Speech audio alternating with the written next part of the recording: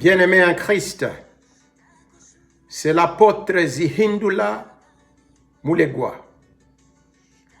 Ce matin, nous allons parler de la paix au milieu de la tempête. C'est un plaisir pour moi ce matin d'être avec vous au service de l'Éternel pour pouvoir l'adorer, mais aussi pour partager avec vous la parole du Seigneur. Ce matin, nous allons lire l'Évangile selon Jean, chapitre 6, versets 16 à 20. Lisons au nom de Jésus. Quand le soir fut venu, ses disciples descendirent au bord de la mer. Verset 17. Étant montés dans une barque, ils traversaient la mer pour se rendre à Capernaum. Il faisait déjà nuit et Jésus ne les avait pas encore rejoints. Verset 18. Il soufflait un grand vent et la mer était agitée. Verset 19. Après avoir ramé environ 25 ou 30 stades, ils virent plutôt Jésus marchant sur la mer et s'approcha de la barque. Et ils eurent peur. Verset 20. Mais Jésus leur dit, « C'est moi, n'ayez pas peur. » Alléluia. Verset 20 encore. Mais Jésus leur dit, « C'est moi, n'ayez pas peur. » Prions. Éternel Dieu, toi qui es saint, toi qui continues à répandre ta grâce sur la planète Terre aujourd'hui, afin que les gens puissent connaître ton Fils, notre Seigneur et Sauveur Jésus-Christ. Nous te remercions ce matin pour le souffle de vie que tu nous as donné. Nous te remercions ce matin, Seigneur, pour tes bénédictions. Nous te remercions, Seigneur, ce matin pour le parfum de ton amour qui continue à se répandre sur nous tous. Nous demandons que cette parole ce matin provienne de toi. Nous invoquons la domination du Saint-Esprit. Nous voulons que le Saint-Esprit puisse nous dominer ce matin afin qu'il puisse ouvrir nos cœurs pour suivre ta parole. Nous prions tout ça au nom de notre Seigneur et Sauveur Jésus-Christ et nous disons tous Amen. Bien-aimés en Christ, nous avons un passage très important ici. Ici, nous parlons de la tempête. Je sais que chacun de nous est déjà passé par la tempête. Ou bien que chacun de nous aujourd'hui est en train de traverser la tempête. Si tu n'as jamais vécu une tempête, je peux t'assurer qu'un jour dans ta vie, tu vas traverser la tempête. Alors la Bible nous parle clairement de ce qu'il faut faire pendant la tempête. Alléluia. La Bible nous parle clairement. Ici, selon l'Évangile, selon Jean, Jésus-Christ venait de faire un miracle où il a nourri plusieurs personnes avec quelques morceaux de pain et avec quelques poissons. Mais il a pu nourrir 5000 personnes. Donc, les disciples de Jésus ayant expérimenté le miracle que Jésus avait fait ce jour-là, ils étaient dans la joie, ils étaient dans l'allégresse. Après ce miracle, la Bible nous dit, Jésus va demander à ses disciples, puisqu'il devrait plutôt partir avec eux, Jésus devrait quitter avec ses disciples, quitter Galilée pour se diriger à Capernaum. Mais Jésus a décidé de demander à ses disciples de le précéder. Alors, les disciples, dans la joie et dans l'allégresse, extrêmement contents du miracle que Jésus avait fait, extrêmement contents de l'évangélisation que Jésus avait fait. Ils acceptent ce que le Seigneur leur demande de faire et ils vont quitter Galilée dans une barque pour traverser de Galilée pour aller à Capernaum. Alléluia. Je voudrais te dire quelque chose ce matin, très cher bien-aimé.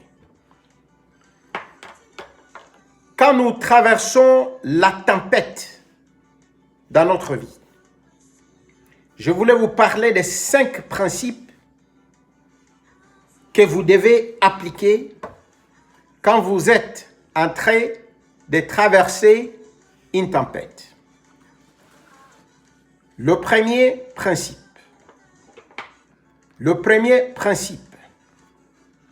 La Bible dit ceci. Je suis gouverné par sa providence. Donc, chaque fois que vous traversez une tempête, vous devez réfléchir en termes d'être gouverné par la providence de notre Dieu. Dans Matthieu chapitre 14, verset 22, la Bible dit ceci. Aussitôt après, il obligea les disciples à monter dans la barque et à passer avant lui de l'autre côté pendant qu'il renverrait la foule. Alléluia. Donc, les disciples ont accepté le commandement de Jésus de partir. Les disciples ne savaient pas. Les disciples ne savaient pas qu'ils vont rencontrer une tempête. Mais bien aimés, il y a une chose très importante. Quand nous parlons de la providence de Dieu, les disciples étaient là, la providence de Dieu. Les disciples étaient dans la volonté de Dieu. Vous allez constater quelque chose, bien aimé. Quand les disciples sont partis, ils ne sont pas partis puisqu'ils voulaient partir. Ils sont partis puisque Jésus les a ordonnés de partir. Donc, à ce moment-là, les disciples étaient dans la volonté de Dieu. Donc, tout ce qui pouvait se passer là-bas, c'était la volonté de Dieu. Donc, la tempête qu'ils ont rencontrée sur le chemin, c'était la volonté de Dieu. C'est Dieu qui avait promis, plutôt que c'est Dieu qui avait permis à ce que cette tempête puisse arriver. Puisque Dieu avait un objectif précis à ce moment-là de la tempête. Bien-aimés, est-ce que vous êtes toujours avec moi ce matin? Donc, cette tempête, la Bible nous dit, n'était pas un hasard, mais plutôt providentiel. Ce n'est pas pour rien que Jésus a promis ça. Donc la première chose, quand vous arrivez dans une tempête, quand vous traversez une tempête, vous devez toujours vous rappeler que cette tempête n'est pas un hasard de la vie, mais plutôt un acte providentiel que Dieu a autorisé pour notre propre croissance. Que Dieu a autorisé afin que nous puissions plus avoir confiance en Dieu que nous-mêmes ou en d'autres personnes. Alléluia, bien-aimés. Alléluia, bien-aimés. Donc, les disciples à ce moment, le moment que tu connais que tu es dans la volonté de Dieu, peu importe la tempête qui arrive,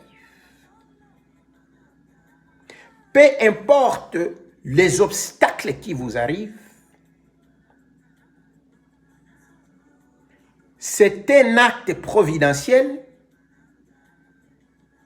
et vous devez vous attendre que Dieu va faire quelque chose. Alléluia. Donc la première chose que nous apprenons, quand nous sommes en train de traverser une tempête, nous nous rappelons toujours que nous sommes gouvernés par la providence de Dieu. Deuxième chose, quand il y a une tempête,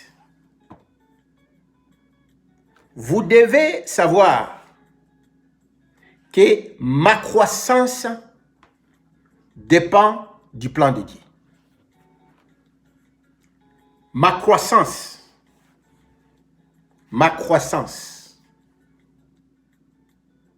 dépend du plan de Dieu. Ma croissance ne dépend pas de moi-même. Mais si Dieu autorise cette tempête, donc Dieu vise quelque chose. Alléluia. La tempête. Il y a plusieurs sortes de tempêtes dans la vie de quelqu'un. Mais je voudrais me focaliser aujourd'hui sur la tempête qui vous permet de croître dans la parole de Dieu. Vous vous rappelez de Jonas dans la Bible. Jonas, il a fait une insurrection contre Dieu. Dieu l'a envoyé à Ninive pour aller prêcher la parole de Dieu. Mais puisque Jonas détestait le peuple de Ninive, qu'il a considéré comme un peuple qui a persécuté les enfants d'Israël, il a refusé d'aller amener les salis à ce peuple. Et pour les corriger, bien aimé, et pour corriger Jonas, Dieu a permis qu'il y ait une tempête et à la fin, Jonas s'est retrouvé dans le ventre d'un poisson. L'objectif de Dieu ici avec Jonas, ce n'était pas de le punir. L'objectif de Dieu dans cette situation, c'était de les rappeler à l'ordre que le salut appartient à tout le monde. Que le salut n'était pas seulement pour les enfants d'Israël, mais que le salut était aussi pour les gens qui ont persécuté les enfants d'Israël. Bien-aimés, quand ils traversent la tempête, qu'est-ce que tu fais pendant la tempête? Quand les gens sont en train de te persécuter aujourd'hui, quand les gens t'insultent, quand les gens te méprisent, quand le pays envahisse ton pays, quelle est ta réaction dans ça? Est-ce que tu as déjà pensé à ce que ces histoires arrivent afin que les gens puissent voir qu'il y a une différence entre toi et d'autres personnes? Imagine-toi quelqu'un qui t'insulte. Mais tu continues à lui montrer l'amour. Alléluia. Alléluia. Quand les gens te font du mal, et tu continues à demeurer dans la parole de Dieu, et tu te poses la question, dans une telle situation, qu'est-ce que moi je fais? Alléluia. Je me rappelle d'une situation. Une situation terrible. Où j'avais quelqu'un à qui j'avais tellement confiance. À un certain moment, cette personne a concocté un projet de me détruire. Or, moi, j'avais très confiance en cette personne. Quelqu'un est venu lui tromper, qu'il a constaté que moi, je vais lui faire ABCD. La personne est tombée dans un piège. Et la personne m'a fait beaucoup de mal. La personne m'a fait beaucoup de mal. La personne avec un groupe d'autres personnes ont même monté une stratégie pour détruire notre église à Kinshasa. Ils ont monté un projet bidon où ils ont payé des jeunes femmes. Des jeunes femmes que je connaissais à peine, mais qui vivaient dans le même quartier que moi. La personne a payé ces gens de l'argent pour qu'ils déclarent partout que moi je les ai rendus enceintes. Et bien aimés, vous connaissez très bien chez nous. Quand on accuse un prédicateur d'avoir menti, ce n'est pas un problème. On peut accuser un prédicateur d'avoir volé, ce n'est pas un problème. On peut accuser un prédicateur d'avoir même fait la sorcellerie, ce n'est pas un problème. Mais quand tu accuses un prédicateur, un pasteur d'une église comme moi-même, d'avoir commis un acte de fornication, d'avoir commis un acte d'adultère, c'est la meilleure formule de détruire une église. Alléluia. Bien-aimé en Christ, j'étais très dépassé par ces problèmes. Et à un certain moment, je voulais agir par la chair. Mais dès lors que j'ai compris que c'était une tempête, le Seigneur a commencé à m'aider à comprendre des choses. J'ai commencé à croître spirituellement pour comprendre quelque chose de très important.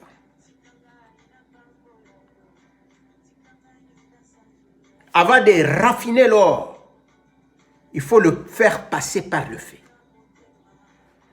Le feu là ne peut pas brûler l'or. C'est pour perfectionner, c'est pour améliorer cet or. Bien-aimé, tu dois comprendre ce matin que la tempête que tu traverses, et si tu me dis aujourd'hui que tu ne traverses pas une tempête, je ne suis pas d'accord avec toi. Puisque le monde entier aujourd'hui traverse une tempête. Si je prêche aujourd'hui à travers les médias sociaux, c'est puisque effectivement, aujourd'hui, le monde entier est en train de traverser une tempête très sérieuse. Je n'aime pas trop parler de cette histoire de coronavirus, puisque c'est embêtant ces mots. Et c'est comme si je donne de la valeur à cette pandémie. Malheureusement, c'est une réalité qui a déjà affecté tout le monde. Donc, quand tu me dis que tu n'as pas traversé une tempête, je peux te dire, bien-aimé, aujourd'hui, que toi, moi, ton père, ta mère, ta sœur, je ne sais pas qui, tes collègues ont été affectés par cette tempête. Mais je te dis encore ce matin que la tempête qui traverse le monde aujourd'hui, ce n'est pas un fait de hasard. Je ne dis pas que c'est Dieu qui nous a donné ça. Mais ça ne pouvait pas se faire sans l'aval de Dieu. Alléluia. Rien ne peut arriver. Rien ne peut t'arriver toi. Rien ne peut arriver à ton père ou ta mère si Dieu ne l'a pas autorisé. Mais il faut maintenant que tu comprennes que ce qui arrive fait partie du plan de Dieu pour ta vie afin que tu puisses croître. Alléluia. La première chose que nous devons comprendre quand nous traversons la tempête, que je suis gouverné par sa providence. Deuxième chose, ma croissance dépend du plan de Dieu.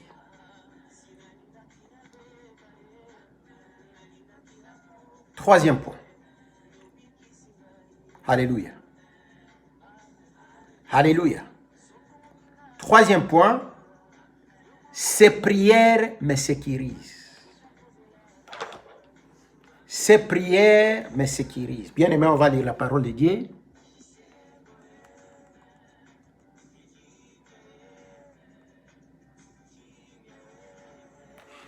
Dans Matthieu chapitre 14, verset 23.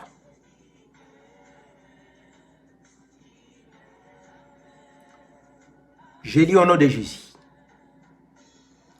Quand il l'y renvoyait, nous parlons de Jésus. Quand il a renvoyé ses disciples pour aller à Capernaum et passer par la tempête. La Bible dit, il monta sur la montagne pour prier à l'écart. Et comme le soir était venu, il était là seul. Ces prières me sécurisent. Ces prières me sécurisent. Quand les disciples sont partis, quand il les a ordonnés de partir, la Bible dit ceci. Jésus est monté dans la montagne. Et dans la montagne, il était en train de faire quoi? Il était en train de prier. Bien-aimé, tu dois comprendre quelque chose de très important aujourd'hui. Tu es dans la tempête. Pendant que les disciples étaient dans la tempête, Jésus était sur la montagne en train de faire quoi? D'intercéder pour eux. Alléluia. Nous sommes couverts par la grâce de notre Seigneur et Sauveur Jésus-Christ aujourd'hui. Puisque la Bible nous dit qu'il continue à prier pour nous. Jésus était en train de prier pour les disciples. Et malgré cette tempête, et surtout comme Jésus était en train de prier pour ses disciples, les disciples qui étaient dans le plan de Dieu, qui ont été ordonnés par Jésus, les disciples qui étaient gouvernés par la providence de Dieu, étaient couverts sous la grâce. Amen. Parce que Jésus était en train de prier pour eux. Bien-aimé, je voudrais te dire quelque chose de très important. En dépit de tes problèmes, en dépit de la tempête, même la tempête de cette pandémie que nous traversons aujourd'hui, nous sommes couverts par la grâce puisque Jésus continue à prier pour nous. Puisque aujourd'hui, cette pandémie qui a été autorisée, et je répète, Dieu ne nous a pas donné cette pandémie, mais Dieu l'a autorisée pour des raisons spécifiques. Par exemple, je crois personnellement, puisqu'il y a beaucoup de gens qui allaient adorer Dieu dans des bâtiments. Et moi, personnellement, ça c'est mon point de vue personnel. Moi, personnellement, je crois qu'une des raisons pour laquelle Dieu a autorisé cette pandémie, qu'il a autorisé ces mauvais vents, qu'il a autorisé cette agitation, c'est puisqu'il voulait voir si réellement, pour l'adorer Dieu, plutôt pour adorer Dieu, il faut aller dans un bâtiment. Non. Non, bien-aimé. L'église, c'est toi. L'église, c'est moi. C'est là où nous sommes une église. Pour adorer Dieu, en vérité et en esprit, tu n'as pas besoin d'être dans un bâtiment. Alléluia. Et sache aujourd'hui, bien-aimé, que peu importe la tempête, tu dois être réconforté par quelque chose de très important, c'est le fait de savoir. Tu peux ne pas voir Jésus avec tes yeux. Mais je voudrais que tu te focalises au niveau spirituel et voir combien de fois Jésus-Christ est en train de prier pour toi. Et peu importe la tempête, je ne connais pas ta tempête, mais je connais une chose, et qu'en dépit de cette tempête, notre Seigneur et Sauveur Jésus-Christ est en train d'intercéder pour toi afin, et je répète, afin que tu ne sois pas détruit par cette tempête. Alléluia. Donc, d'abord, tu dois savoir que je suis gouverné par sa providence. Deuxièmement, ma croissance dépend du plan de Dieu. Troisième chose, ses prières, Jésus, me sécurise. Verset 4.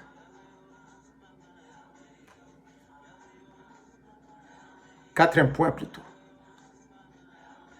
Quatrième point. Quatrième point. Je me réjouis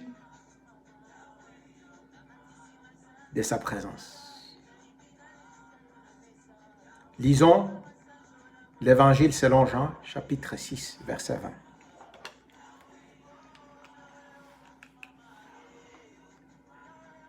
Mais Jésus leur dit, c'est moi, n'ayez pas peur.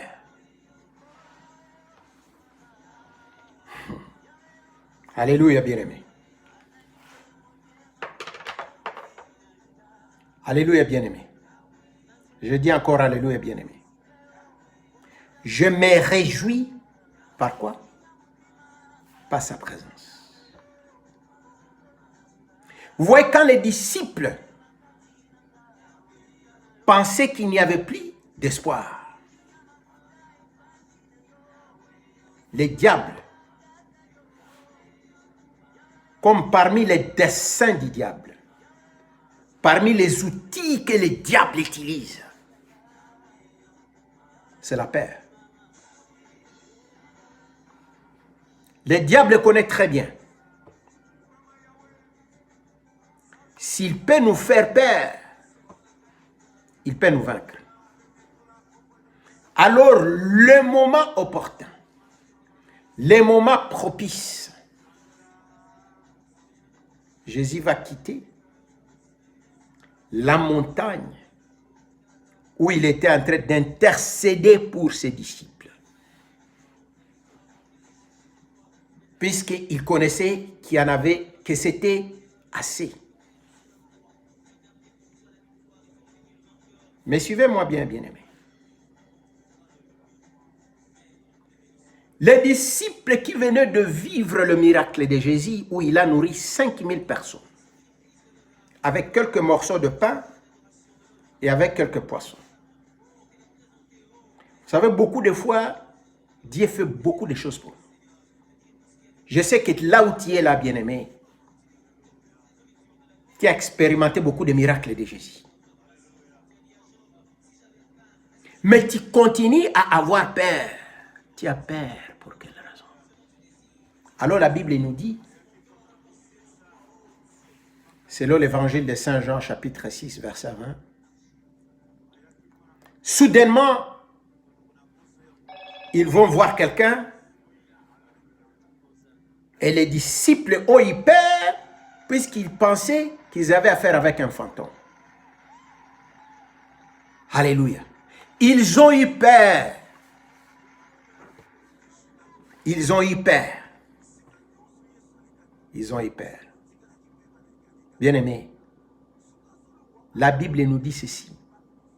Car Dieu ne nous a pas donné l'esprit de quoi? De timidité.